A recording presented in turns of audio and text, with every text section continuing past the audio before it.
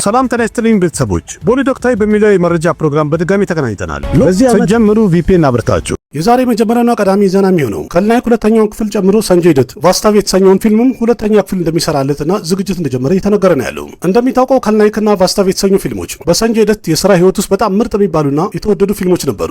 በሁለቱም ፊልሞች ላይ ደግሞ ሰንጀይ ደት ያሳየውን ትወና ተመልካቹ በጣም የወደዳቸው ነበሩ። እንደዛም ሆኖም ግን ሁለቱም ፊልሞች ቀጣይ ክፍል እንደሚኖራቸው ከተነገረና ዝግጅት ማድረግ ከጀመሩ በጣም ቆይተዋል። ግን አሁን ያለፉት ጥቂት ቀናት ውስጥ ከልናይክ ሁለተኛው ክፍል እንደሚሰራ ነው አድርገውልናል። ፊልሙ የመጀመሪያ ፈልሱ ቲዘሩ ለእይታ በቅቷል። ማን ዳይሬክት ያደርገዋልና ቀሪ ተዋናዮች ደግሞ ማን ናቸው የሚለውን ምንም አይነት መረጃ አልወጣለትም። ስለ ቫስታቭ ሁለተኛ ክፍል እኔ ከተባለ ከልናይክ የተሰኘውን ፊልም ከሰሩ በኋላ ሰንጀይ ደትና ባለቤቱ ማልቪካ ደት የቫስታቭ ፊልምን ራይቱን ለመግዛት እያናገሩ እንዳለ አንዳንድ መረጃዎች ያሳያሉ። ስለዚህ ሁሉም ነገር በትክክል ከሄድና ከተሳካላቸው በቀጣይ ሰንጀይ ደት ከልናይክ ሁለተኛው ክፍል ጨምሮ ቫስታቭንም ሁለተኛው ክፍል ፕሮዲዩስ የሚያደርግ ሲሆን ራሱም ደግሞ በፊልሞቹ ላይ መሪ ተዋናይ ሆኖ ይጫወትበታል ተብሏል። ሰንጀይ ደት እንደሚታወቀው ያለፉት ጥቂት ዓመታት በላይ በጣም ብዙ ፊልሞችን ሰርቷል። ግን የሚያስበውና የሚፈለግበትን ያህል ፊልሞቹ ስኬት አላገኙ ወይም ደግሞ እሱ አልተጠቀመ የሚባል ያህል ነው። በእርግጥ ከጄፍ ሁለተኛው ክፍል ወይም ቻፕተር 2 በተሰራ ሰዓት ላይ ሰንጀይ ደት በጣም ተደንቆ ነበረ፣ ስሙም ከፍ ብሎ ነበረ። ግን ከዛ ፊልም በኋላ ሰንጀይ ደት ምን ያህል ፊልም ሰርቷል፣ ስንት ፊልም አውጥቷል ቢባል በጣም ብዙ ሰዎች እንኳን ሊበልጡት አይችሉም የሚባል ያህል ነው። የሰንጀይ ደት የሥራ ህይወቱ ትንሽ አሳዛኝ ነው። የሚወደው ሰው በጣም ብዙ ነው፣ ግን ብዙ ፊልም ላይ ደግሞ ሰንጀይ ደትን ማየት አይፈልጉም።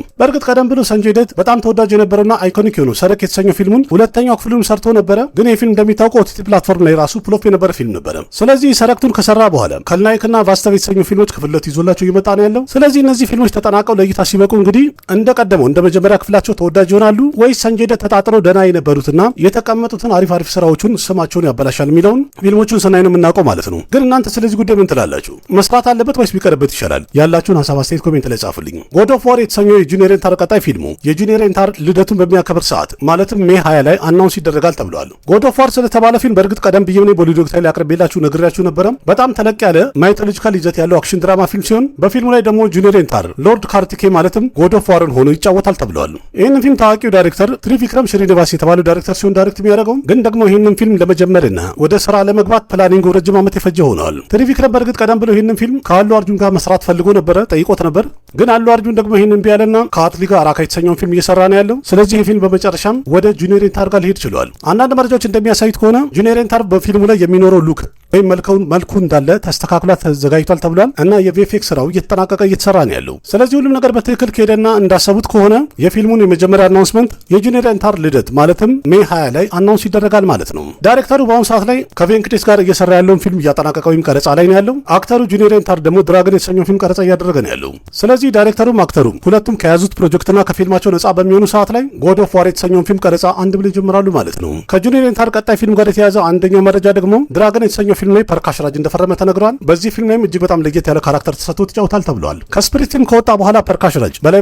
ሁለት ፊልሞችን ፈርሟል። አንደኛው የአጄ ዴቭጋን ድርሸም ስሪ ሲሆን ሁለተኛው ደግሞ ጁኒየር ኤንታር የሚሰራበት ድራገን የተሰኘው ፊልም ነው። ሁለቱም ትልልቅ ፊልሞች ናቸው። በዚህ ፊልም ላይ ደግሞ ፐርካሽ ራጅ በጣም ለየት ያለ ካራክተር ተሰጥቶት ይጫወታል የተባሉባቸው ፊልሞች ናቸው። ፐርካሽ ራጅን ዛሬ ላይ በጣም ብዙ ስራ ያውቀዋል። ምክንያቱም ትልልቅ የሚባሉ ብዙ ፊልሞችን መስራት ችሎ ነበር ቀደም ብሎ። ስፒሪት የተሰኘው ፊልም ላይም እንዲሰራ ወይም እንዲጫወት እንኳን ፈርሞ ነበረ። ግን ከፊልሙ ዳይሬክተር ከሰንዲ ፕሬዲዋንጋ ጋር በግል ባለመስማማታቸው የተነሳ ከስፒሪት ፊልም መጨረሻ ላይ ለቆ ወጥተዋል ወይም አልሰራም ብለዋል። ስለዚህ በዚህ ዓመት ፐርካሽ ራጅ ስፒሪት የተሰኘውን ፊልም ባይሰራም ድርሸም ስሪና ድራገን የተሰኘው ፊልሞች ላይ በትክክል ይጫወታል እናየዋለን ማለት ነው።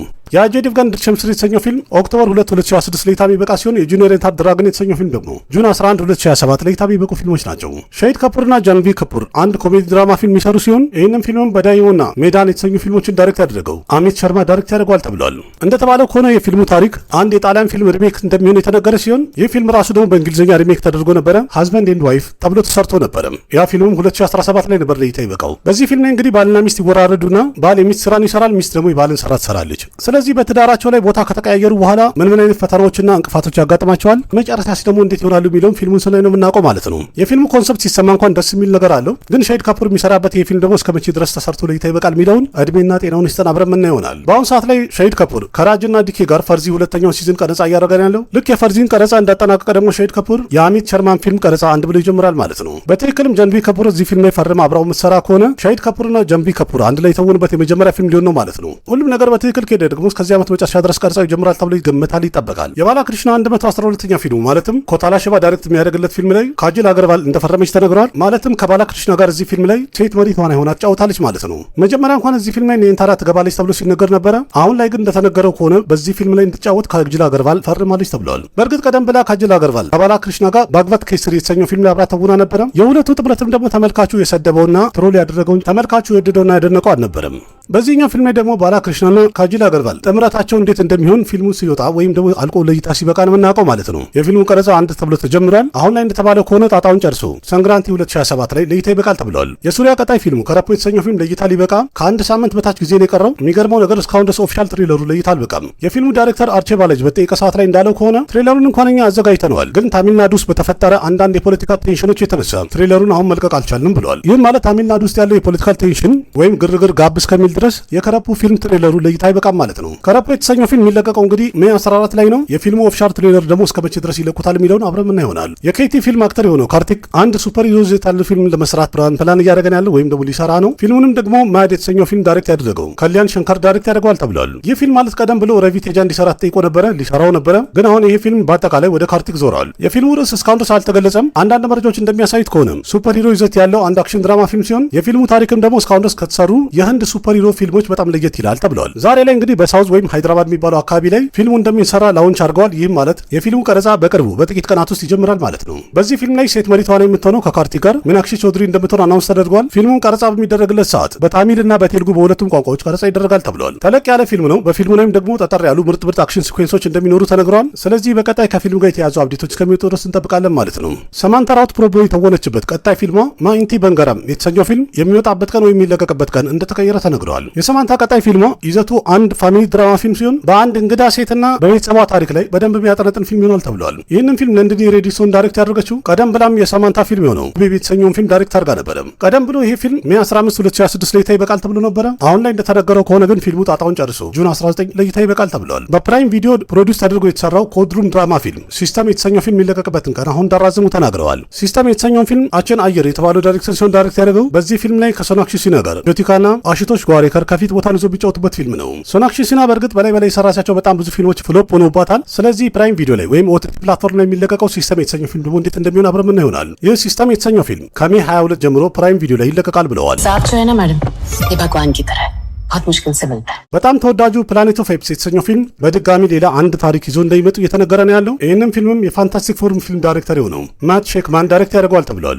አሁን ላይ የሚሰራው ፕላኔት ኦፍ ኤፕስ የተሰኘው ፊልም በ2024 ለእይታ ይበቃ የነበረው ኪንግደም ኦፍ ዘ ፕላኔት ኦፍ ኤፕስ ከሚለው ፊልም የሚቀጥል ወይም የሚገናኝ ሳይሆን አሁን ላይ የሚሰራው ራሱን የቻለ ለየት ያለ ፊልም ይሆናል ተብሏል። ይህም ማለት ፕላኔት ኦፍ ዘ ኤፕስ የተሰኘው ፊልም በድጋሚ ሪቡት እያደረጉት ነው ያሉት። የዚህኛው ታሪክ ደግሞ ቀደም ካሉት በጣም የተለየ ይሆናል ተብሏል። ቀደም ብለው በእርግጥ ሪቡት እያደረጉና እየቀጠለ 4 ፊልሞች ለእይታ በቅተው ነበረ። አራቱም ፊልሞች በገበያ ደረጃ ቦክስ ኦፊስ ላይ ምርጥ ገንዘብ ሰብስበዋል። እንዲሁም ተመልካቹ በጣም የወደዳቸው ነበሩ። በፊልሙ ላይ ማን ይተውናሉ ለሚለው እንኳን እስካሁን ምንም የወጣ አፕዴት የለም። ግን አሁን ላይ እንደተባለው ከሆነ ቀደም ካሉ ፊልሞች ለየት ይላል ከተባለ በቀጣይ የምናየው ደግሞ በፊልሙ ላይ መሪ ተዋናይ እንዲሆን ማን ይፈርማል የሚለውን ነው። የፊልሙ ፕሪፕሮዳክሽን ስራ ገና ካሁኑ ተጀምሯል። ስለዚህ ቀረጻውን 2027 ላይ የሚጀምር ሲሆን ካለቀ 2027 መጨረሻ ካልነው 2028 ላይ ለእይታ የሚበቃ ፊልም ይሆናል ማለት ነው። ስካርሌት ጆንሰን እና ሄሪዲተሪ የተሰኘውን ፊልም ዳይሬክት ያደረገው አሪ አስተር የተባለው ዳይሬክተር ማለት ነው አንድ ፊልም አብረው ሊሰሩ እንደሆነ እየተነገረ ነው ያለው። ርዕሱም ደግሞ እስኬፕ ጎት ይሆናል ተብሏል። እስኬፕ ጎት የተሰኘው ፊልምም ሄሪዲተሪ እንደተባለው ቀደም እንዳለው ፊልም ሱፐር ናቹራል ሳይኮሎጂካል ትሪለር ፊልም ይሆናል የተባለ ሲሆን በፊልሙ ላይ ደግሞ ስካርሌት ጆንሰን መሪ ተዋናይ ትሆናለች ተብሏል። እስኬፕ ጎት የተሰኘውን ፊልም ታሪኩን የጻፈው አሪ አስተር ሲሆን ፊልሙንም ደግሞ ራሱ ዳይሬክት ያደርገዋል። አሁን ላይ ወጡ መረጃዎች እንደሚያሳዩት ከሆነ ስካርሌት ጆንሰን ወይም አክትረሷ ኤግዞሪስት የተሰኘውን ፊልም ቀረጻ እንዳጠናቀቀች ፈጣን ብላም የአሪ አስተርን ፊልም ቀረጻ አንድ ብላ ትጀምራለች ተብሏል። የፊልሙ ቀረጻ እስከዚህ ዓመት መጨረሻ ድረስ የሚጀምር ሲሆን ካለቀ 2027 መጨረሻ ላይ ካልሆነ ደግሞ 2028 መጀመሪያ ላይ ለእይታ ይበቃል ተብሎ ይጠበቃል። ኤግዞሪስት እና እስኬፕ 24 ከሚሉት ፊልሞች ሌላ ስካርሌት ጆንሰን በቀጣይ ጁራሲክ ወርልድ ሪቨርስ የተሰኘው ሁለተኛው ክፍል ላይ ተውናለች ወይም እንደምትጫወት ተነግሯል። ይህም ማለት በቀጣይ ዓመታት አክትረሷ ስካርሌት ጆንሰን 3 ትልቅ የተባሉ ፊልሞች ላይ ትጫወታለች ወይም እናያታለን ማለት ነው። ብላክ ዊዶ ማለትም ስካርሌት ጆንሰን ሆሊውድ ላይ ካሉ በጣም ታዋቂና ዝነኛ ከሆኑ አክትረሶች ተርታ አንዷ ናት። ስለዚህ በቀጣይ ደግሞ በላይ የምትሰራቸው ፊልሞች እንዴት ይሆናሉ የሚለውን አብረን ምን ይሆናል። ኔትፍሊክስ ላይ በጣም ተወዳጅነትን ያገኘው ክራይም ትሪለር ይዘት ያለው ዘ ቼን ተስትማን ሁለተኛው ሲዝን አሁን ኔትፍሊክስ ላይ ለእይታ በቅቷል። ዘ ቼን ተስትማን የተሰኘው ፊልም የመጀመሪያ ሲዝኑ 2022 ላይ ነበር ለእይታ የበቃው። በሚስጥር የተሞላና ሰስፔንስ የሆነ ምርጥ ታሪክን ያሳዩበት ዌብ ሲሪል ነበረ። አሁን ላይ ለእይታ የበቃው ሁለተኛ ሲዝን ነው። ግን ከመጀመሪያ ሲዝኑ ታሪኩ በጣም ለየት ብሎ ነው የጀመረው። በእርግጥ ሁለተኛ ሲዝን ላይ ማርክና ናየርም ከፊት ይታያሉ ወይም አሉበት እነሱ ራሳቸው። ግን በአሁኑ ለየት ያለና አዲስ ኬዝን ሲሰልሉና ሲከታተሉ የሚታይበት ታሪክ ነው። ሁለተኛ ሲዝን በአጠቃላይ 6 ኤፒሶድ ነው ያለው። ልክ እንደዚህ ክራይም ትሪለር ይዘት ያላቸው ቆንጆ ዌብ ሲሪል የምትከታተሉ ከሆነ ይህንንም ብታዩት እርግጠኛ ነኝ ትወዱታላችሁ። ፕሪያንካ ቾፕራ የተወነችበት ሲታዴል የተሰኘው ፊልም ሁለተኛ ሲዝኑ አሁንም ኔትፍሊክስ ላይ ተለቋል ወይ ለእይታ በቅቷል። ይህንንም እንግዲህ ለማየት ስትጠብቁ ከነበረ አሁን ማየት ይችላል ታዩታላችሁ። በጥራት ወጥቷል። እርግጠኛ ነኝ ፕሪያንካ ቾፕራ የተወነችበት ሲታዴል የተሰኘውን ፊልም መጀመሪያ ሲዝኑን አይታችሁታል ብዬ ተስፋ አደርጋለሁ። ሁለተኛው ሲዝን ላይ ሜሽን ኬንና ናዲያ ሲና ዓለም አቀፍ የሆነ ወንጀልን ለማቆም በድጋሚ ሲመጡ ይታያል። በዛውም በጣም አስገራሚ የሆነ ምርጥ አክሽኖች ያሉበት ቆንጆ ፊልም መስራት ችለዋል ወይም አቅርበዋል። ከመጀመሪያ ሲዝኑ አኳያ ሲታይ ሁለተኛ ሲዝኑ ታሪኩ በጣም አሪፍ ነው፣ አሻሽለው ነው የሰሩት። ፊልሙም ቢሆን ድምቅ ያለ አክሽንን የያዘ ክራይም ትሪለር ታሪክ እንዳለው በደንብ አሳይቶናል። ሁለተኛው ሲዝን በአጠቃላይ 7 ኤፒሶድ ነው ያለው። 7ቱም ተለቋል፣ ለእይታ በቅቷል። ስለዚህ ስጠብቁ ከነበረ እሱንም ማየት ትችላላችሁ።